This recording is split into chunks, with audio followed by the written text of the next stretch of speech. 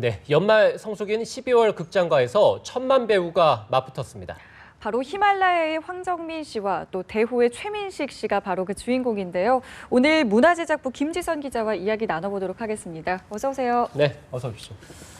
자, 김 기자, 이 두 배우 흥행 보증수표라고도 하는데 영화가 상당히 기대가 됩니다. 네. 두 분 모두 우리 한국 영화의 기록을 새로 쓴 배우들인데요. 먼저 황정민 씨 같은 경우에는 올해 국제시장과 베테랑으로 쌍천만 배우에 등극을 했는데 네. 제작자로 돌아온 윤재균 감독과 손잡고 이번엔 트리플 천만 배우에 도전을 합니다. 아직 개봉 전임에도 불구하고 프랑스 등 전 세계 63개국의 선판매돼서 화제를 모으기도 했는데요. 그 황정민 씨는 히말라야 등반 도중 숨진 동료의 시신을 찾기 위해 그 목숨을 건 여정을 떠나는 휴먼 원정대의 엄원길 대장 역을 맡아서 그 영화 전체를 이끌어갑니다.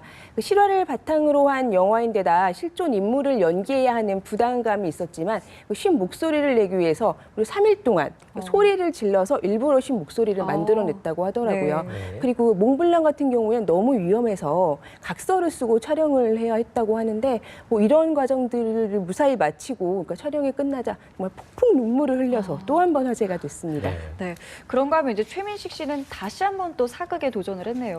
네, 그렇습니다. 지난해 명량으로 역대 최다 관객, 정말 사상 최다 관객을 동원을 하면서 극장가를 호령했던 최민식 씨가 이번에는 그 사냥꾼으로 돌아왔습니다. 조선 최고의 명포수로 이름을 떨쳤지만 살생이 싫어서 총을 내려놓은 천만덕이라는 인물을 연기했는데요. 그 영화가 갖고 있는 철학적 메시지에 일단 끌렸고 특히 그 산목숨을 죽여야 먹고 살 수 있는 사냥꾼의 업에 요즘 세상살이를 비춰보고 싶었다라는 게 최민식 씨의 설명입니다. 그 영화의 또 다른 주인공 호랑이 대호는 사실 네. 촬영장에는 없잖아요. 네. 그러니까 정말 그 모형을 놔두고 상상에 의존을 해서 연기를 해야 했기 때문에 네. 상당한 내공이 필요했을 것 같은데요. 어제 시사회에서 최민식 씨는 주인공 김대호 씨라고 부르더라고요. 정말 사람처럼. 네. 그러니까 오늘 처음 뵀는데 참 연기를 잘하더라 이렇게 얘기를 해서 네. 또 한 번 웃음을 줬습니다. 네, 두 작품 모두 기대가 되는 작품이기도 하고 또 천만 배우가 나오기도 하는데 제 생각에는 히말라야나 대호 둘 다 산을 배경으로 네, 하는 건 공통점이 그렇습니다. 있는 것 같고 또 그 밖에 어떤 공통점들이 있을까요?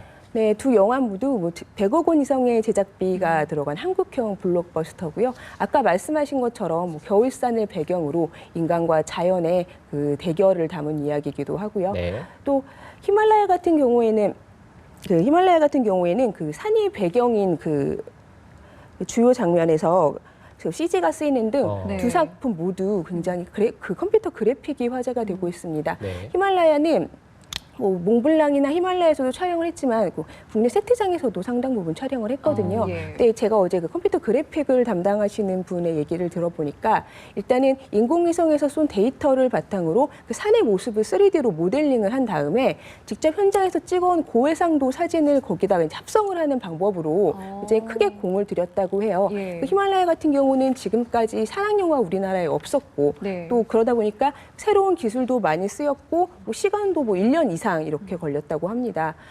대호하면 또 아까 말씀드렸다시피 컴퓨터 그래픽을 빼놓을 수가 없는데요. 그 이미 멸종된 조선 호랑이의 모습을 되살리기 위해서 170억 원의 제작비 대부분을 CG에 투입을 했습니다.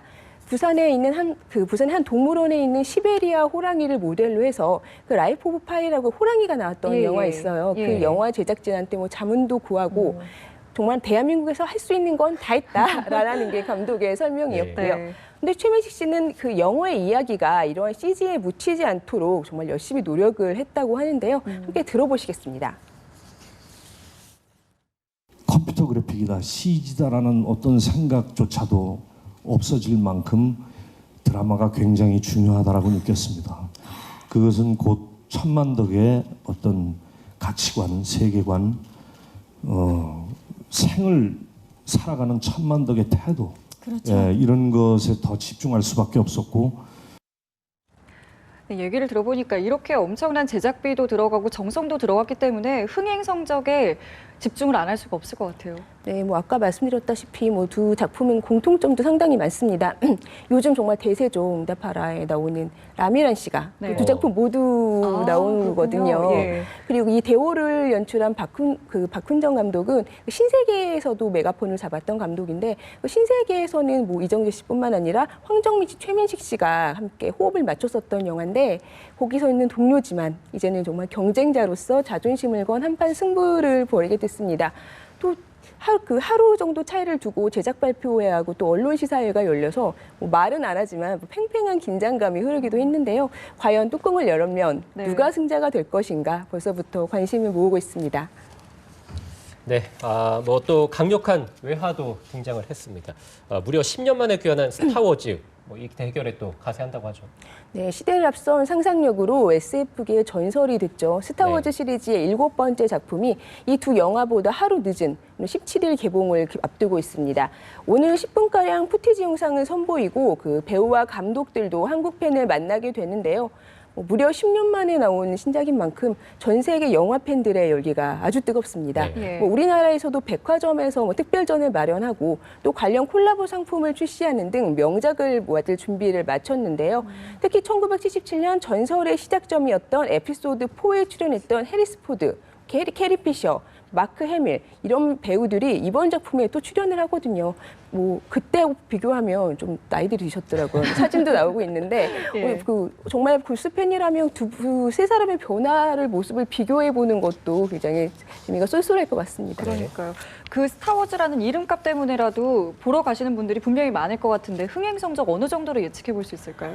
일단 그 유튜브에서 예고편을 조회수라든지 아니면 미국 내에서 사전 예매는 정말 폭발적입니다. 근데 이 스타워즈 시리즈가 한국에서는 유독 힘을 못 썼다라는 게 좀 변수가 될 것 같아요. 네. 2005년에 개봉했던 에피소드 3 같은 경우에 그 미국에서는 한 해 가장 많은 흥행 수입을 올렸던 영화였는데 우리나라에서는 170만밖에 동원을 그렇군요. 못했었거든요. 예. 그리고 정말 매니아층이 있고 정말 팬덤이 열광하는 팬들이 있다는 것도 어떻게 보면 양날의 검 같은 거거든요. 예를 들면 그런 장르를 좋아하는 팬들은 물론 굉장히 좋아하지만 그렇지 않은 팬들은 정말 그냥 하나의 또 SF 영화가 나왔구나라고 생각할 수도 있는 거고 특히 이렇게 대작끼리 맞붙는 12월 같은 경우에는 영화의 완성도와 재미도 물론 중요하지만 얼마나 많은 스크린을 확보하느냐도 굉장히 중요한 변수가 될 것 같습니다.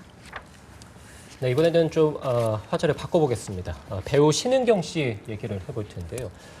뭐 소속사와의 소송도 계속해서 휘말리고 있는 상황이고 또 장애가 있는 아들을 사실상 방치했다는 가짜 보송의 의혹까지도 불거졌는데 어제 이와 관련돼서 입장 발표를 했다는데 어떤 얘기들이 나왔습니까? 신은경 씨는 어제 기자들과 만난 자리에서 또 저녁에 방송된 한 방송 프로그램을 통해서 네. 자신을 둘러싼 논란에 대해서 직접 입을 열었습니다. 일단 전 시어머니가 8년 동안 정말 아이를 딱 2번 보러 왔다라고 주장을 했었는데 여기에 대해서 그렇다면 아이가 어떻게 내 얼굴을 기억을 하겠느냐라면서 억울하다는 입장을 보였는데요. 뭐 친정 어머니를 통해서 아이를 데려오기도 했고 또 양육비를 전달하기도 하는 등 뭐 매정한 엄마는 아니었다라는 게 신은경 씨의 입장입니다. 또 전 소속사 측은 신은경 씨가 하와이 여행에서 1억을 썼다라고 하면서 영수증을 공개를 하고 사치를 일삼았다고 주장을 했는데요. 여기에 대해서도 신은경 씨는 전 소속사 대표의 오랜 거래처를 통해서 전 소속사 대표가 직접 환전을 해서 보내준 여행이다. 그걸 어떻게 초과하라고 이제 와서 말하는 건 말이 안 된다라고 주장을 하고 있습니다. 지금 양쪽의 이야기가 상당히 다른 것 같은데 어느 쪽 말이 맞는 겁니까? 일단 전 시어머니 같은 경우에는 신은경 씨에게 정말 한 푼도 받은 게 없다라는 입장을 굽히지 않고 네. 있습니다.